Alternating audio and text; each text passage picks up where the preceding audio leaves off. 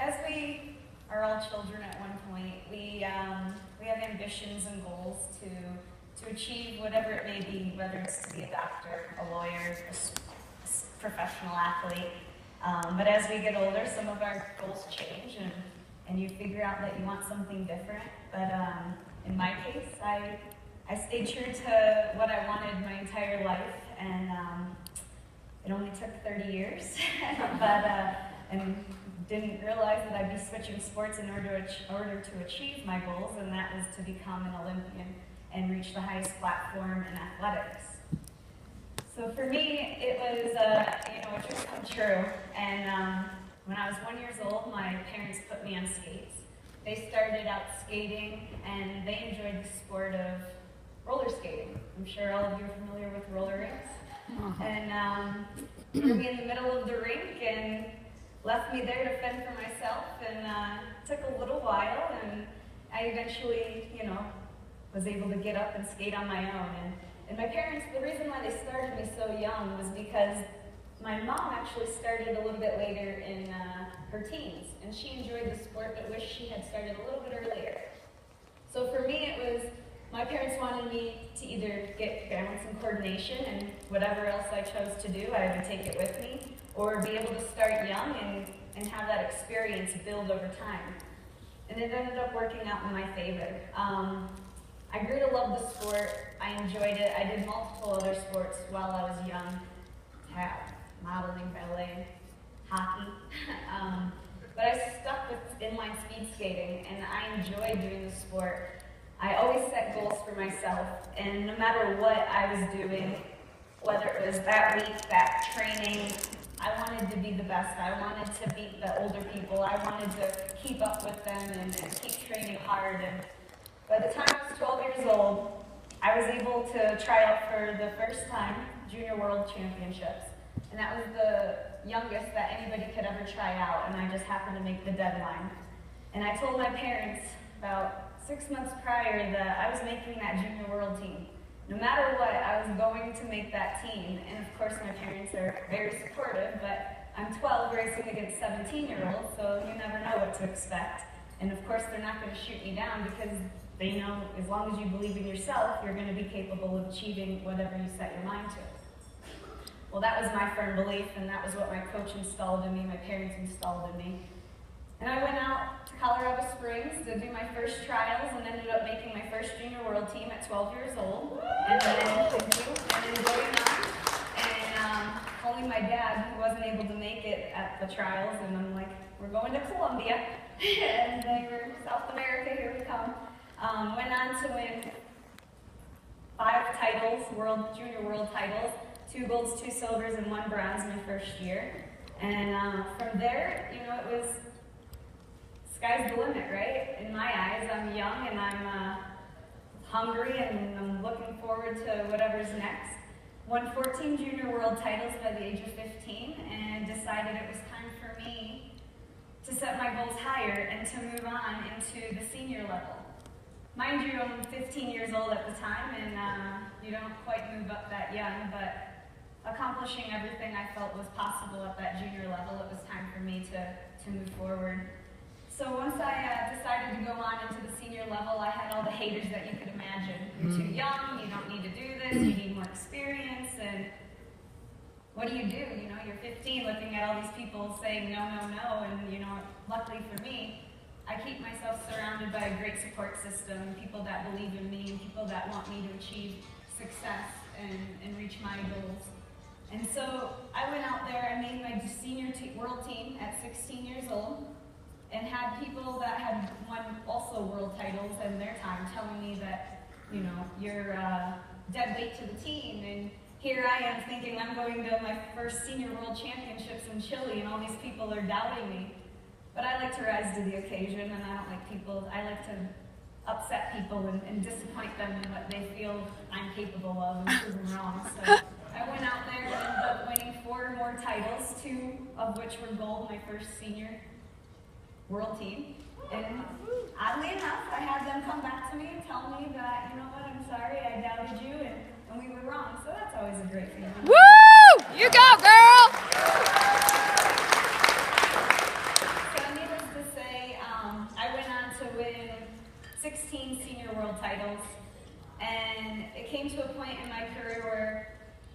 inline speed skating was the roots. That's where I've come.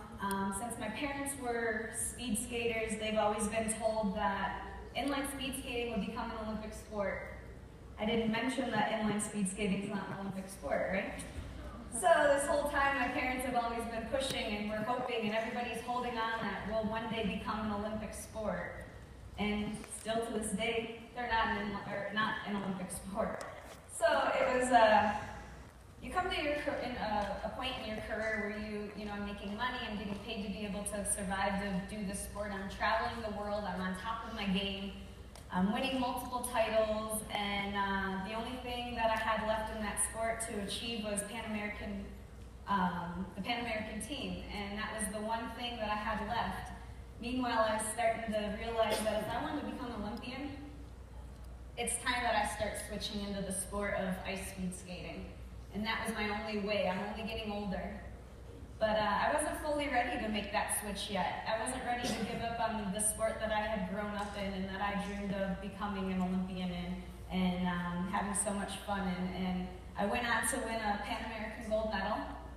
And needless to say, in 2007, we had our World Championships back in Colombia. 2 months later, I ended up breaking my collarbone, got a plate and 7 screws put in, and it was at that very moment that I realized, all right, enough is enough. It's time for me to give up inlines, and I've accomplished what I can and move on to the next step in my journey, and that was to become an Olympian. And needless to say, at 24, I decided to throw on my skates or the blades and go after this Olympic dream.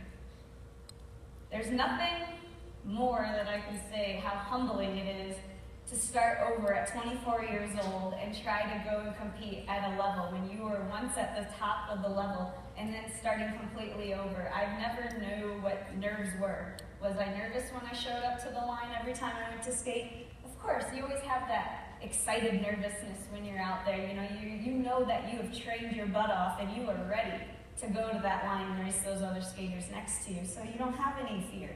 Well, we do a start, and on ice, you dig your toe right into the front, and you kind of sit here, right, and you relax, and then they say, ready, and it's here.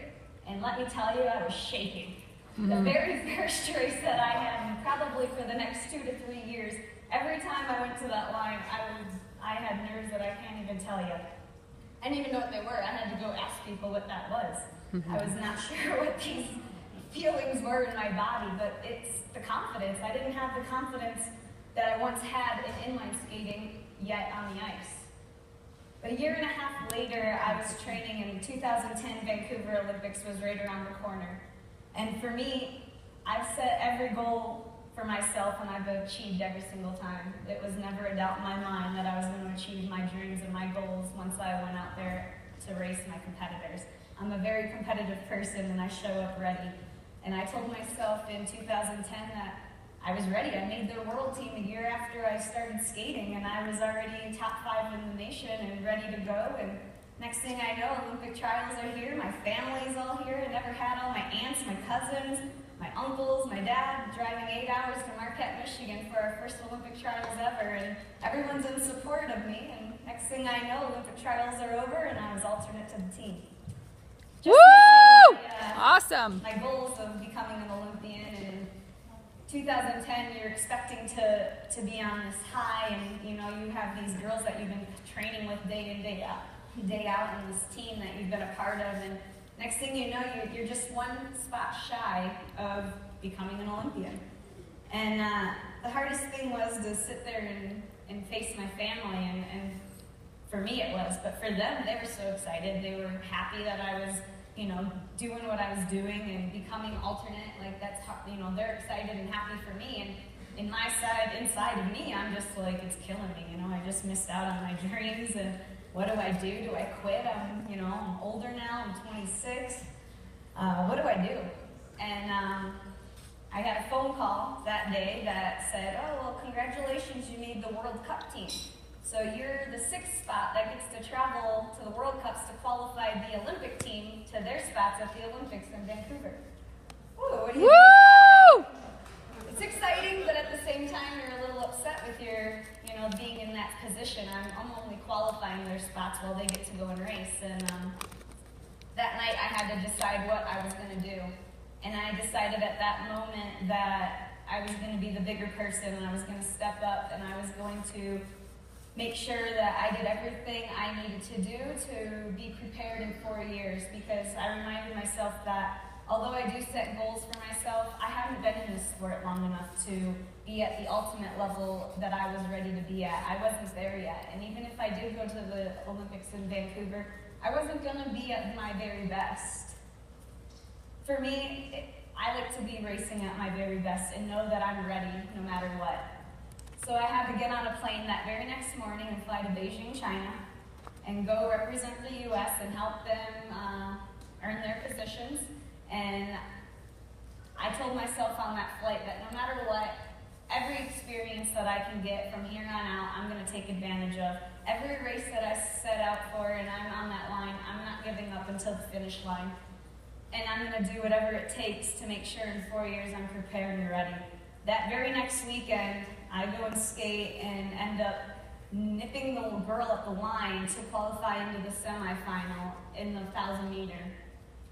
Purely because in my head, I had it set that I wasn't giving up no matter what it took. And I raced all the way to the line and beat her by 100th of a second to qualify to the semi. The Olympic trials and not making an Olympic team and knowing these girls are racing at the Olympics and I'm racing, head to head with them, it kind of makes you wonder what the heck happened last weekend. But I ended up winning bronze that year in the 1,000 at the World Cup in Beijing and being one of 2 girls to only medal that entire season, and one of them medaled at the Olympics. So from there on out, I had no doubt in my mind that I was doing the right thing and that I was reaching my goals and I was on my way to making my dreams come true.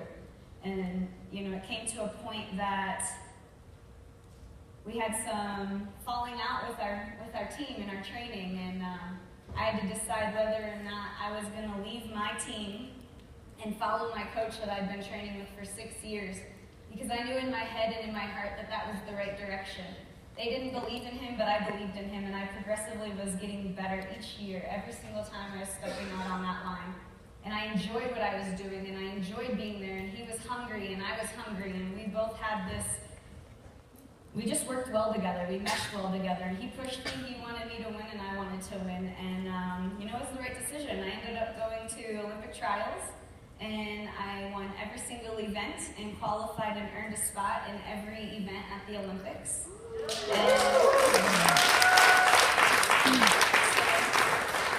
Ultimately, I made my dreams come true of becoming an Olympian, and went on to get 4th at the Olympics in the 1,000 meter. And